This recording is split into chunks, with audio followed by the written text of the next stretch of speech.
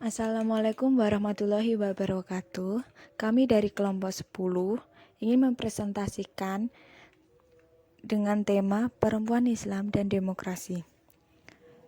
Nama dari kelompok kami yang pertama Abdul Rohim, NIM 2021111245, yang kedua Oki Indra Lafida 2021111250, dan yang terakhir Amalia Romadoni, NIM 2021111252. Yang pertama, gender dalam Islam. Pemahaman gender perlu semakin disosialisasikan karena pemahaman gender berarti memahami keberadaan perempuan dan laki-laki sesuai dengan karakternya. Lalu, apa sebenarnya gender itu? Fakih 1996 mengatakan lagi secara singkat bisa kita mengatakan bahwa gender adalah segala sifat laki-laki dan perempuan yang bisa ditukar letakkan yang melekat pada laki-laki dan perempuan, yang dikonstruksi secara sosial budaya yang bisa berubah dari waktu ke waktu, serta berbeda dari tempat ke tempat lainnya maupun dari satu kelas ke kelas lainnya. Dari konsep ini dapat dipahami bahwa selain dari sifat-sifat yang dimiliki oleh kedua jenis laki-laki dan perempuan yang dikonstruksi secara sosial budaya tersebut, maka itulah yang disebut kodrat. Artinya, haid, hamil, melahirkan, dan menyusui disebut kodrat. Sedangkan di luar dari yang empat ini adalah peran gender, artinya sifat yang dimiliki oleh manusia tersebut dibentuk oleh sosial budaya dan dikonstruksi oleh lingkungan, yang dalam kenyataan tanpa perimbangan sama sekali. Tidak jarang ditemui di tengah masyarakat paham keagamaan seolah-olah melegalisasi pola relasi gender yang memberikan peran lebih besar kepada laki-laki dalam segala hal. Karena itu pemahaman teks keagamaan dalam Islam harus berani menyentuh persoalan asasi, yaitu persoalan teologis. Yang kedua, perempuan sebagai pemimpin. Berbicara mengenai kepemimpinan perempuan mengharuskan kita untuk melihat kembali ayat-ayat Al-Quran yang membicarakan masalah posisi perempuan. Ayat Al-Quran yang dijadikan rujukan dalam pembicaraan mengenai perempuan biasanya berawal dari surat Al-Nisa. Dengan demikian, ekstensi perempuan di dunia publik sulit diingkari sesuai dengan karakter, intelektualisasi, kesempatan, dan kebutuhan sebagaimana yang ditemui dalam surat Al-Qasas.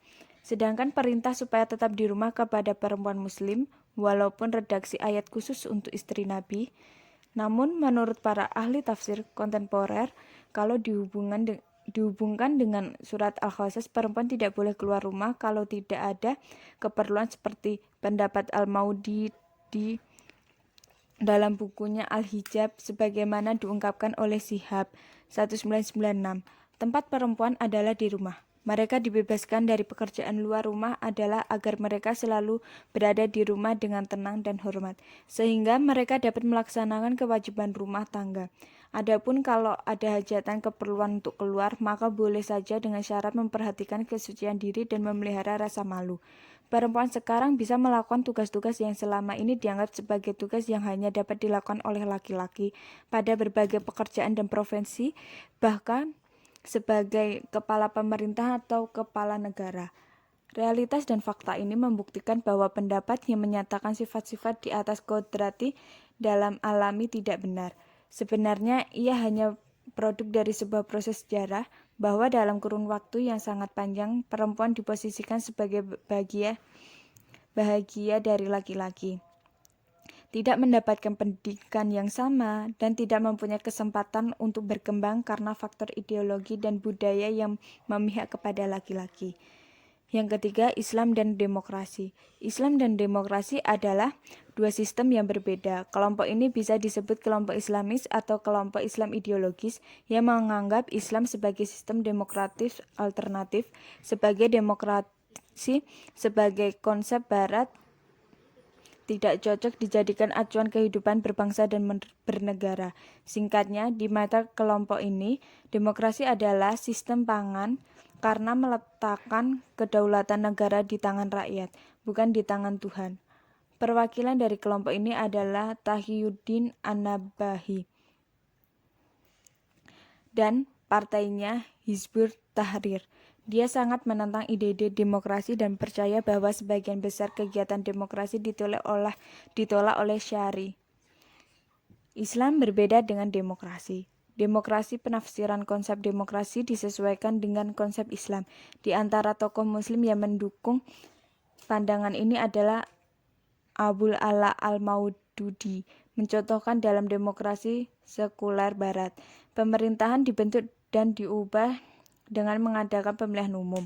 Demokrasi dalam Islam memiliki pandangan yang sama, tetapi perbedaannya adalah jika dalam sistem sebuah negara demokratis di Barat menikmati kedaulatan mutlak. Dalam demokrasi Islam, khilafah didefinisikan sebagai tunduk pada pembatasan berikut, batas-batas yang ditetapkan oleh hukum ilahi. Islam membenarkan dan mendukung demokrasi. Kelompok ini sering disebut sebagai kelompok moderat atau liberal. Menurut kelompok ini, Islam adalah sistem nilai. Ini membuktikan bahwa demokrasi yang sekarang diterapkan di negara-negara maju adalah wajar. Penerimaan ini karena prinsip-prinsip yang dianggap demokratis sebenarnya termasuk dalam ajaran Islam seperti keadilan, persamaan, musyawarah, dan lain-lain. Selanjutnya, Islam, demokrasi, dan pendidikan. Epistemologi pendidikan Islam demokratis. Islam sebagai rahmatan lil alamine telah menyediakan basis untuk implementasi pendidikan Islam demokratis di Al-Syura ayat 38 yang dapat dipahami bahwa dalam Islam prinsip musyawarah dan kesatuan rakyat adalah salah satu sendi demokrasi yang diperlukan dikembangkan termasuk di bidang pendidikan. Berkaitan dengan pengembangan potensi manusia, tentunya dengan pendidikan Islam yang berparadigma demokrasi setidaknya memiliki karakteristik sebagai berikut. 1.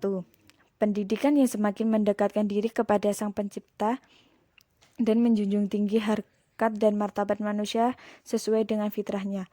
Yang kedua, pendidikan yang menempatkan pendidikan dan peserta didik sebagai subjek pendidikan yang saling berintegrasi, saling mengisi, dan saling melengkapi satu dengan lainnya. Yang ketiga, pendidikan yang memiliki komitmen yang tinggi terhadap keilmuan dan konsisten dengan prinsip belajar tuntas. Dan yang terakhir, pendidikan yang tidak hanya berhenti pada retorika dan teori, tetapi ada langkah-langkah konkret, estafet, dan pengalaman ilmu. Terima kasih.